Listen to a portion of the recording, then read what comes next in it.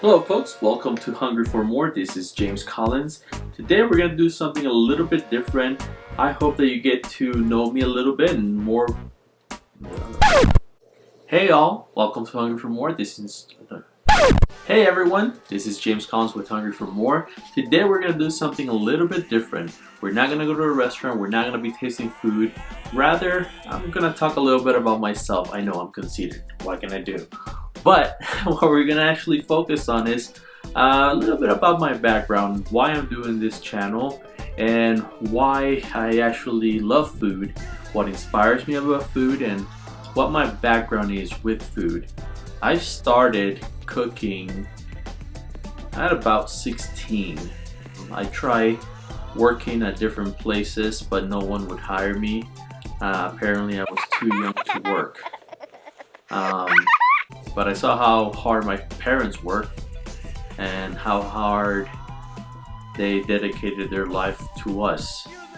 They made a lot of sacrifices, and I felt like maybe I should also give some of my efforts and make some money and help my parents a little bit. And one of the things I wanted to do was definitely travel.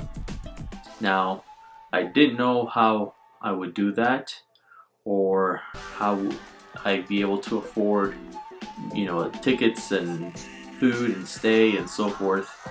And one day I was watching a cooking show. I forgot what the show is, but in there the guy kept talking about how his career in cooking made it possible for him to travel. Now, I also love cooking. I enjoy spending time with my mother when I was a kid, and I had my grandmother around. I really enjoyed the time with her. So it just kind of made sense for me to go that route based on what I wanted to do. Now, it was a few years before I was able to actually get some traveling under my belt, but I fell in love with cooking. I went to the University of Johnson & Wales until I found a unique break. In the hallways of my school, there was pictures of chefs. Two new images were brought up. One of them was Chef Michelle Bernstein, and then the other one was of a upcoming chef, which I won't name. Michelle Bernstein had by far at that time the best restaurant, which was Michi's, and if it was still open today, I think that it would still possibly be one of the best restaurants out in South Florida. I miss that place,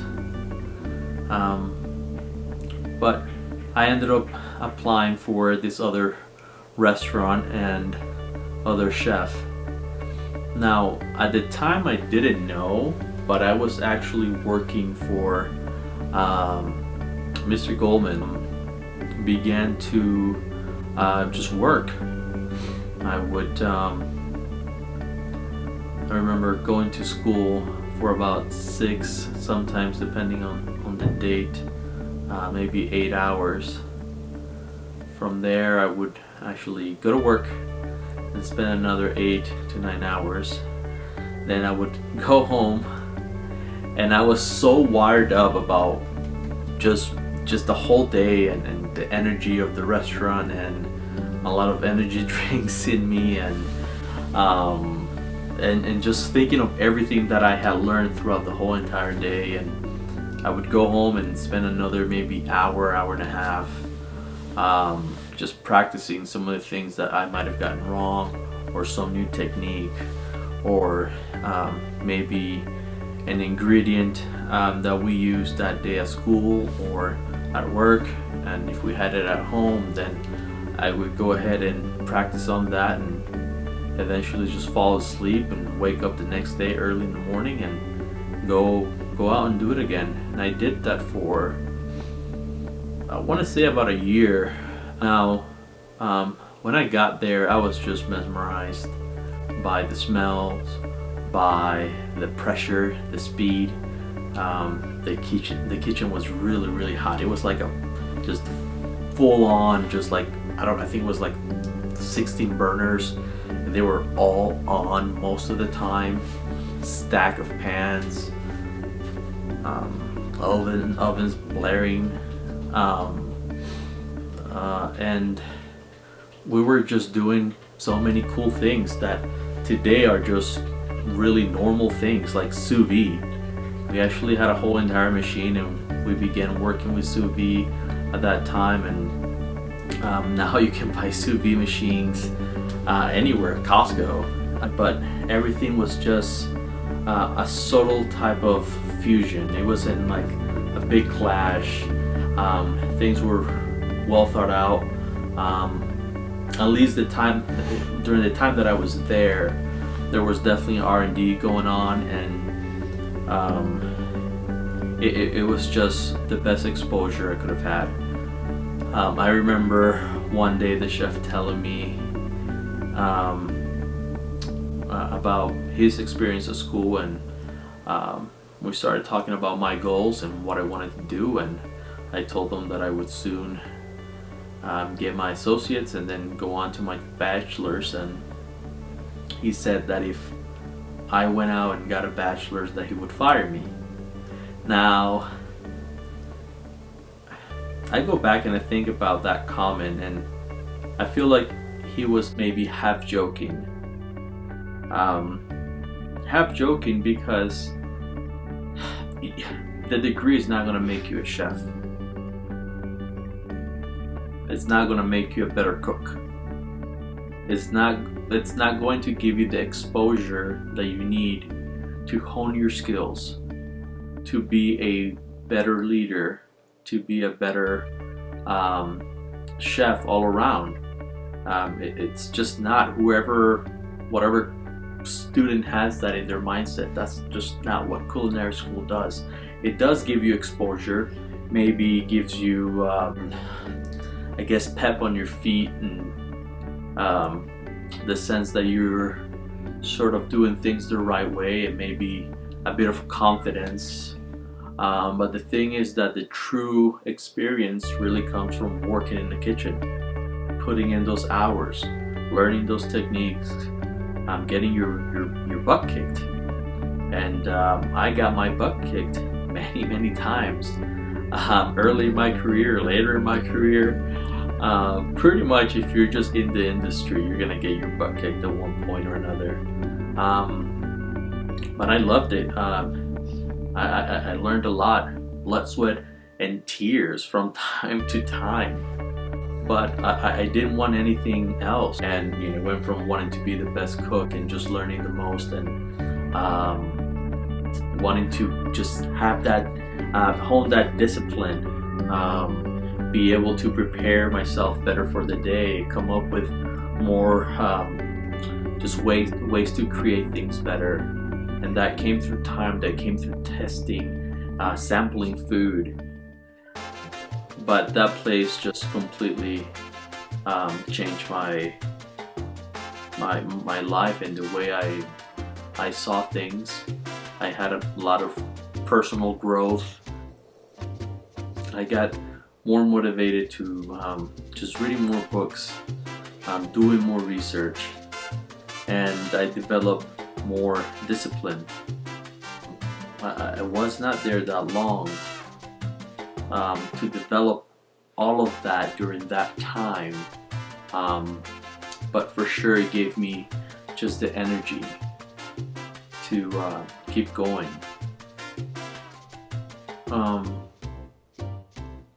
And I just had a lot of personal growth. For sure, one of the main things that I took away from there, besides this discipline, this motivation, was really a new love for flavors, a new way of approaching ingredients, and it took me back to childhood. It really did. When you're a kid, you're developing new smells and flavors, and and colors and taste and all these different things, and that's how I felt during that time. I had worked at different restaurants. They weren't that good. Some of them were chains. Some of them were big, just companies, and you really didn't get to taste much or create. And all the recipes were set in stone, and I quickly knew in my first maybe 2 years, maybe a year and a half, that I didn't want to go that route. I wanted to be with a chef that knew how to create, knew how to explore new ingredients, knew how to let us make mistakes at the same time grow, and make sure that those mistakes were lessons, and we were able to grow from that, those experiences. I took a lot from there, and what I also took was that you didn't need a degree to become a better chef. A lot of the cooks there didn't go to culinary school. Some of them barely had a high school diploma, and they were dancing circles around me, circles around the other kids that were there from my school. And the way they moved, the way they treated food, their urgency, and just having that focus that these guys and gals had. It was just, I learned from all of them. I looked up to them. I was definitely the youngest one, even though there were some kids in my class.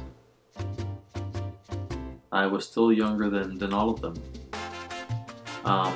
So that was sort of my first real experience into food. I've just always had that love. Now, during the years, I've come to love other things. I love my family. I love business. I've come to love filming, and I understand that it's okay to be passionate and love other things besides your career.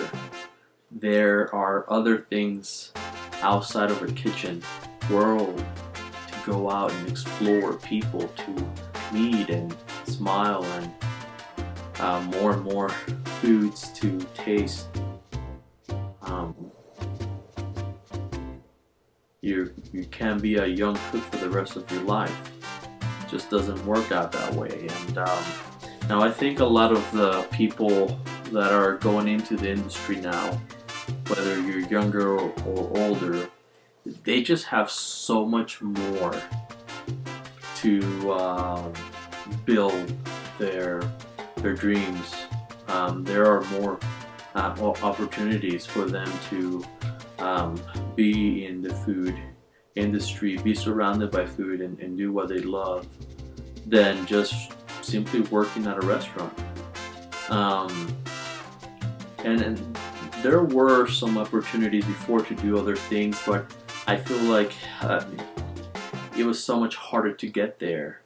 Now you have people that are cooking from home and getting recognized and being in food shows and competitions, and some of them don't have any culinary backgrounds. They were able to save and buy a nice camera and have a miniature studio in their home, and it's just so wonderful on how things have changed and how many people have gotten opportunities to just be better and do more for the industry. It's not anymore about just a yelling chef from a kitchen and you're being constantly under pressure, being in this sort of catch almost 22 type of environment. You're doing what you love, you're cooking, you're you know, maybe doing some traveling, you're creating and tasting new things and having wonderful experiences, but yet you have to do all that in a very harsh environment, extreme low pay, and it's almost like a nightmarish type of situation that I'm glad is slowly dying.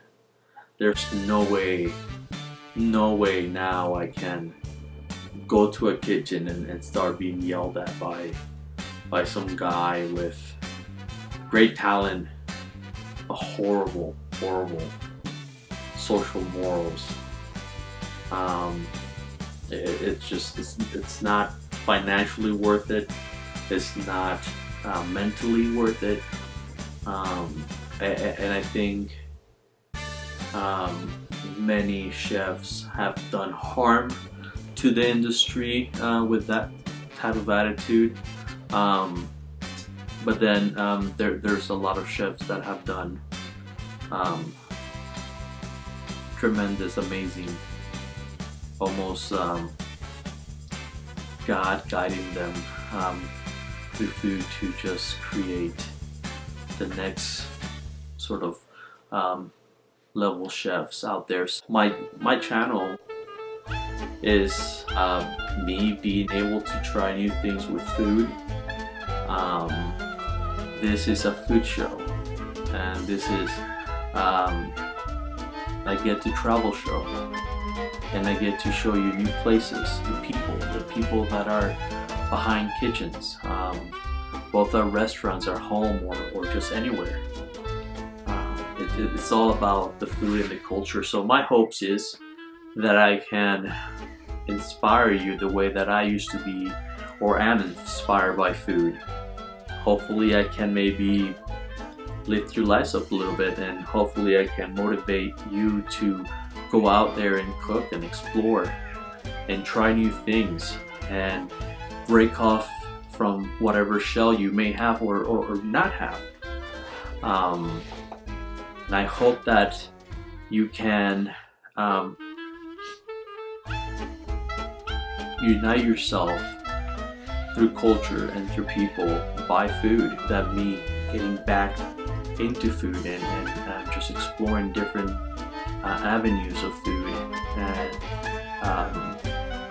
makes me feel that way. I think I have a whole lot more to explore, a whole lot more to taste, and a whole lot more to see. And I am definitely hungry for more. So tune in, stay with us, give us a like, share with your friends, and subscribe.